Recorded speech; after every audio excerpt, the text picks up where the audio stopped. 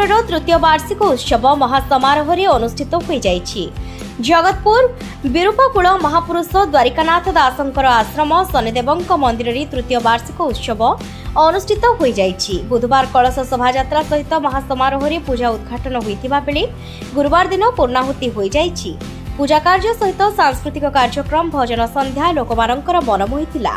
छोट ठारू बड़ पर्यंत समस्ते भजनर ताले ताले नृत्य करुथिबार देखिबाकू मिलिथिला। पूजा कमिटी पक्षरु शांति श्रृंखलार सहित पूजा कार्य और भक्त मानंक पई प्रसाद सेवनर व्यवस्था मध्य करा जायथिला।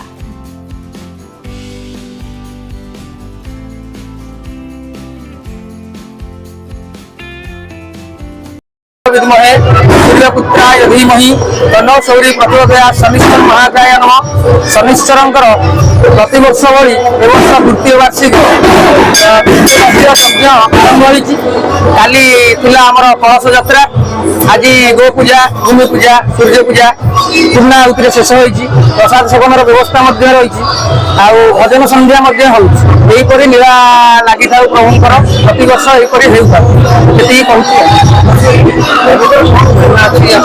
प्रभुंकर तो बहुत महिमा। प्रभु आगे प्रभु पूजा होते पिंडी मेला होता। मेला पर बहुत वर्ष पड़ा मंदिर मंदिर कम है लोक मान सहयोग मुख्य सहयोग लोक अच्छा केत जन द्वारा मंदिर कम है। मंदिर कम हो 3 वर्ष है पूजा अर्चना चली। तृतीय वार्षिक उत्सव प्रभु प्रति बहुत लोक आभिन्न प्रकार ये नापी फल पाई लोक कहते।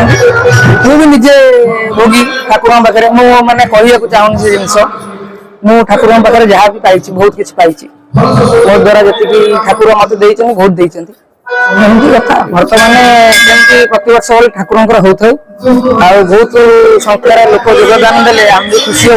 आम जगतपुर ग्रामवासी भी खुशी हे।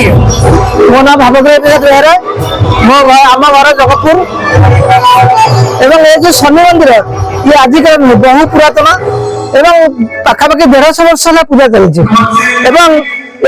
मंदिर 4 वर्ष है जो मंदिर को बहुत धूमधाम धूमधाम 4 वर्ष आम फंक्शन चलती। बहुत पुरातन मंदिर हेतु बहुत जगह आखपाखे बहुत जगार लोक आसुँच पानी ढला हुए एवं धूमधाम कार्यक्रम हुए। काली फंक्शन चलती आज सर उद्यापन दिवस पूजा पाखापाखि एठू कटक चौद्वार एपटे मंगुली बिरल पाखापाखि 15-17 किलोमीटर रेडियस भितर बहुत लोक आसती बहु लोग पानी ढालती।